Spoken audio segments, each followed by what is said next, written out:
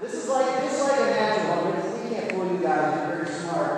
All this is a funnel taped to the end, right? Which is just like that flared out part on my horn. It's called the bell. Now, on brass instruments, the bell makes the sound louder, amplifies the sound. So that's why we have the funnel there. This hose is 16 feet long, which is the same length my horn would be if we stretched it all the way out. And then at the very end, I take the mouthpiece of my horn and put it on the end. It's supposed to take that funny sound. Oh, you want to keep your going for this, because this is something you don't do often. Yes, that's true. Maybe there's a reason why. Okay, now we're going to play a piece. You ready for this? A piece called Waterloo. Hose.